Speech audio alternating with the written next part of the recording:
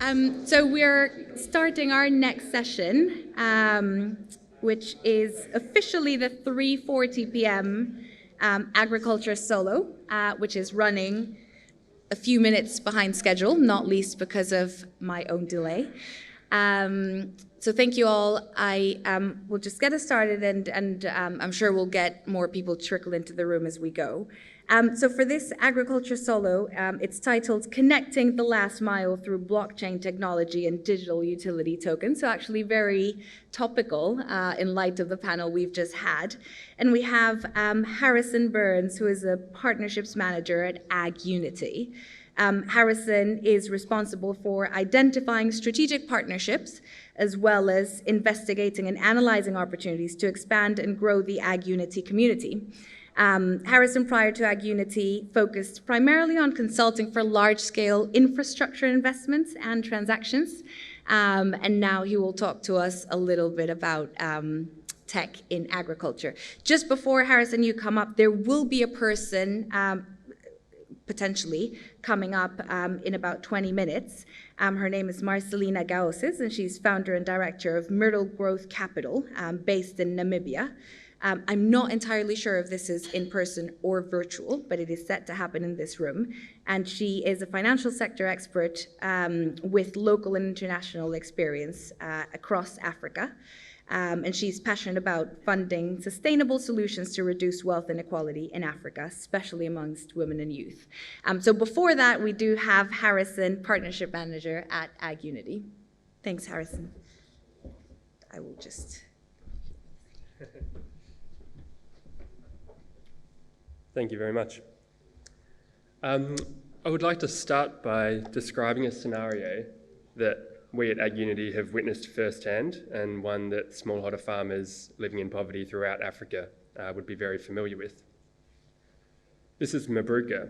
She lives on just a couple of acres of land in Ethiopia, where she grows food for her family and coffee beans for income. Every day, Mabruka faces challenges that are very difficult for you or I to appreciate.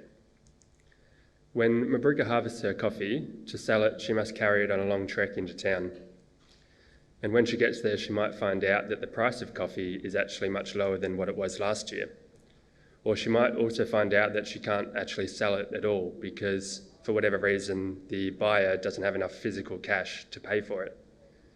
While she's waiting for the buyer to return to a bank and then come back to the village, which might be days or even weeks later, she watches her harvest deteriorate in quality, and sometimes it might even completely spoil. If she is lucky enough to sell it, she has to accept what would be her full year's income right there on the spot in cash. And because she doesn't have a bank account, she then has to store that at home, which is extremely stressful and sometimes dangerous, particularly for women farmers. Smallholder farmers like Mabruka face challenges like this throughout the entire season. Unreliable paper-based record keeping makes it very difficult for smallholder farmers to transact with confidence. Inefficient communication is one of the major reasons why 1/3 of agricultural produce is lost or wasted. A lack of market linkages means that 80 to 90% of agricultural produce in developing countries trades on informal markets, where farmers are price takers. The FAO estimate that over 75% of smallholder farmers have no access to reliable advisory services. 1.7 billion adults around the world do not have a bank account, and majority of these are smallholder farmers. Additionally, the GSMA estimate that less than 20% of smallholder farmers are covered by any type of insurance. And finally, a lack of awareness and distribution channels makes it very difficult for high-quality farming inputs to reach the last mile, like drought-resistant seeds, for example. All of these issues relate to an inability of smallholder farmers to receive and communicate information in an efficient and trustworthy way. So what's the solution? This AgUnity phone right here, with the AgUnity blockchain-based application, provides smallholder farmers with the tools that they need to lift themselves out of poverty. The smartphone provides the efficiency and blockchain provides the trust. Using this solution, smallholder farmers can transact whilst offline using QR codes. The details of those transactions are recorded using blockchain technology, which means that everyone can trust that information. They can communicate with their cooperatives and have their harvest picked up as soon as it's ready. They can access learning modules or weather forecasts. They can use the data that they've generated from their transactions to access microfinance or other financial services. And they can shop online for high-quality farming inputs or other products. This solution is Alibaba, Amazon, and M-Pesa for smallholder farmers. The reason it works so well, there's two reasons. The first is that it's the first solution that is designed specifically for first-time technology users. The user interface uses large, bold icons, geometric shapes, and primary colours, so that even people that have never even seen a smartphone before are able to use it with just 20 minutes of training. The integration of blockchain is also important because blockchain is a way to store data in a transparent and unalterable way. This is critical for operating in communities that are often subject to issues of mistrust, corruption, and fraud. So simply put, before AgUnity, farmers would often watch their produce rot on the side of the road. Afterwards, they're able to organise for their harvest to be picked up as soon as it's ready. Before AgUnity, the farmer would often get a very low price, and the buyer would have to absorb a lot of risk relating to the produce quality. Afterwards, the price is maximised for the farmer, and the quality is maximised for the buyer.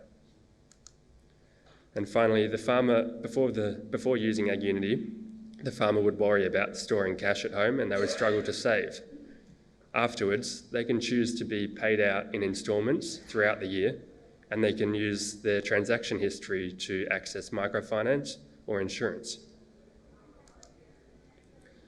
So just how many people would actually benefit from a solution like this? To put it into context, the population of Africa is 1.2 billion. If we include just sub-Saharan rural Africa, the population is 667 million. If we include an approximate working age only, that's 367 million. 330 million of those rely directly on smallholder farming for their income. And 260 million of those are unable to use mobile internet or access digital services. If we include their direct dependents, that's 473 million people that would benefit from this solution in Africa alone. That's 40% of the population of Africa.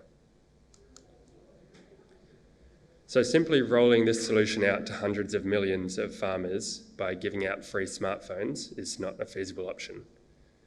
But the question is, can these smallholder farmers, who often live off just a couple of dollars per day, afford to pay for this? When we conducted a pilot project in Ethiopia, we gave this solution to 60 farmers for a trial period. At the end of the trial, we gave them an option.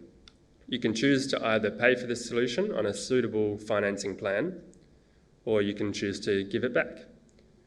59 out of the 60 farmers chose to pay for it, and they have all since successfully made their first instalment. In fact, out of the 8 countries that we work in, every time that we ask the farmers what value they put on this, they consistently quote a figure that's much higher than it costs us to get it to them. So what are the remaining barriers then? Well, there are 2 key ones. There's a lack of capital for solution providers to fully build out their products. And there's a lack of suitable financing options for the product users, the smallholder farmers in this case. According to the Centre for Global Development, $48.4 billion was deployed in development finance in 2018. How much of that do you think went to what the UN defines as least developed countries? Just 5%. And for context, there's 33 countries in Africa that are defined as least developed. So why is that the case? When the Centre for Global Development asked that very question, they were provided two answers: lack of market size and difficulty in finding investment opportunities.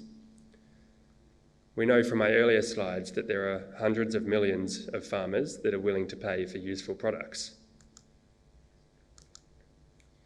And there are more and more startups with real unicorn potential, like but not limited to AgUnity, that are entering this market every year.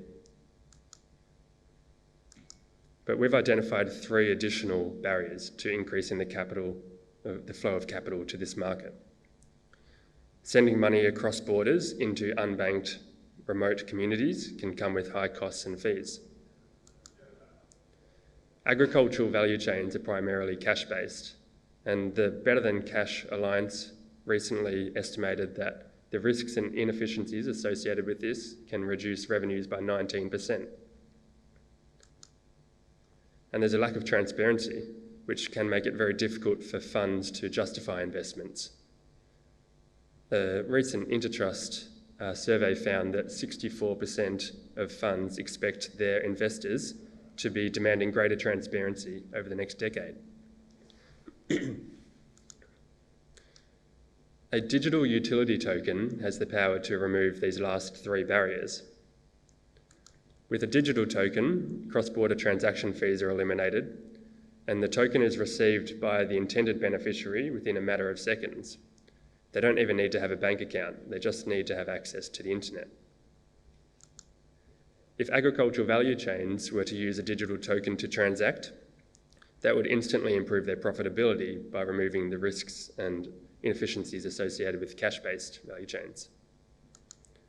And with a digital token, you can have complete transparency over who receives that token and how it is being used.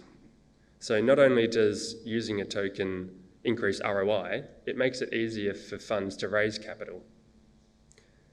So that's how a digital token can increase the flow of capital to this market. But in order to actually create a successful token, the recipient needs to be able to either cash it out for their local currency, or they need to be able to use it to buy something useful online.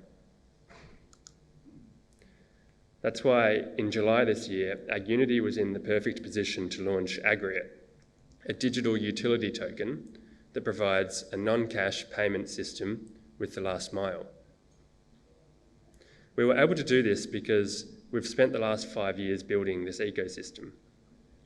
We provide smallholder farmers, unbanked smallholder farmers, with a way to access the internet, and we provide them with a way to use a digital token, which is to pay for their AgUnity smartphone.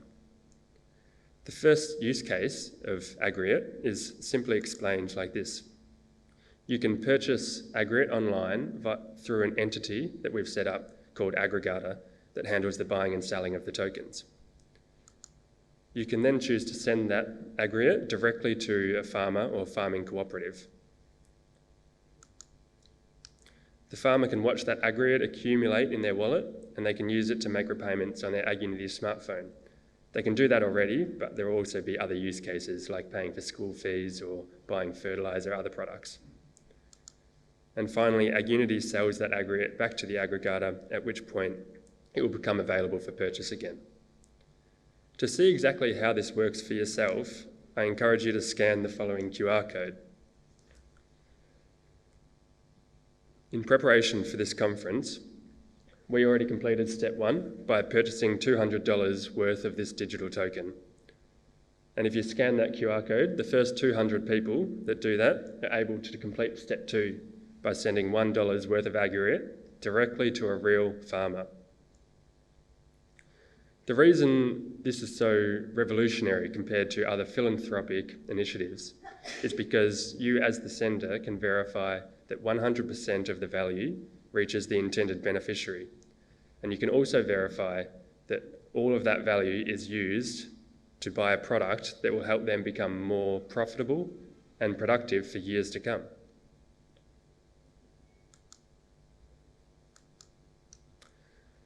One of the reasons why this is so impactful can be explained with the following figure that we've built up from a World Economic Forum study. For a typical cup of coffee that costs $2.80, just 7 cents of it makes it back to the farmer. As much as coffee brands and cafes would like to give their farmer a fairer deal, the reality is that they often don't have the transparency to connect with their farmer. Aggregate changes this. With just the scan of a QR code, a consumer can see exactly which farmer grew their coffee, and they can choose to tip them, say 20 cents. That might be an inconsequential amount for the consumer, but it represents an almost 300% increase in revenue for the farmer, which is life-changing. That's just one use case of aggregate, but it actually represents a more efficient way to perform any transaction or payment with or within the last mile, including commodity purchases, product sales, financial services, and foreign aid. Those 4 types alone combine for $5 trillion worth of transactions every year. So to summarise, affordable smartphones and very simple applications of blockchain technology have enormous potential for impact in the last mile. They can connect smallholder farmers to the digital economy. They can build trust and help them become more productive and profitable. Aggregate helps to increase the flow of capital into these markets and closes the financing gap. The combination of these two presents a truly unique opportunity to set a new standard in transparent, long-term, value-driven investing, whilst changing the lives of hundreds of millions of people. And the good news is that now is the perfect time to get involved, because after an oversubscribed friends and family round, the aggregate pre-sale tranche is now open, where participants receive 2 free tokens for every 1 purchased. If you're interested or you just want to learn more, please feel free to reach out at harrison@agunity.com or just come up and say hi. I also have a number of business cards with the same QR code that I showed on the screen before, so if you missed out on that, please feel free to come up and give it a try. Thank you very much, and I'm happy to answer any questions if there are any. But otherwise, yeah. Very interesting. I wanted to see that Swedish International Development Days. Okay. Just try. Okay. Hi. Thanks for the presentation. It was very interesting to hear how you can leverage technology to this sector. I was just trying to give a token, but transaction failed. Too much money was given. What does that mean? To the farmer? Yeah. So the farmers, so at the moment we've got about 170 farmers registered, and there's, as you can imagine, there's a lot of kind of ethical considerations that you have to make. Mm-hmm. At the moment we've capped the farmer's ability to receive tokens up to $75. So the maximum a farmer can receive is $75 until we reset that amount. So there'll always be other farmers that haven't received that amount. The reason we do that is to ensure that if we register some farmers, they're not getting left behind and everyone is choosing certain farmers. That can happen, unfortunately, because sometimes when we do register farmers, they prefer not to have their picture taken for completely understandable reasons. Unfortunately, that does mean that most people tend to pick farmers with pictures when they send rewards, and so it can end up a little bit different. So we try to at least make sure that no one gets left behind without playing, without deciding ourselves who it goes to. So you might have to choose, sorry to answer your question, okay. You might have to choose a different farmer that hasn't reached their cap. Okay, so just out of curiosity, what is, the company AgUnity, what is, what's your funding and what's your... Yeah, so AgUnity is the startup I work for, which is a for-profit social enterprise. AgUnity started Aggregate, which is, so Aggregate Foundation Limited is a non-profit foundation. They're both headquartered in Australia. Aggregate then has launched the digital token Aggregate, which you can purchase during this pre-sale. So the foundation itself has launched the token. Okay, and who's behind the company? Who's behind AgUnity? Yeah. It's a startup, so it's self-funded mostly. There's seed funding as well, and we're taking on seed funding at the moment, and we'll be looking for Series A in Q1 next year. So our founder is David Davies, CEO. If he watches the video, I better make sure I say his name. Okay. Yeah, so we've got quite an extensive experienced team. They come from investment banking and made up also of NGO professionals. So yeah, please feel free to as well if anyone wants any more information to reach out, and we're certainly happy to have more calls. I'm getting a timeout signal from the back, so I better conclude it now. But thanks very much for your time, and please come up and say hi if you have any more questions.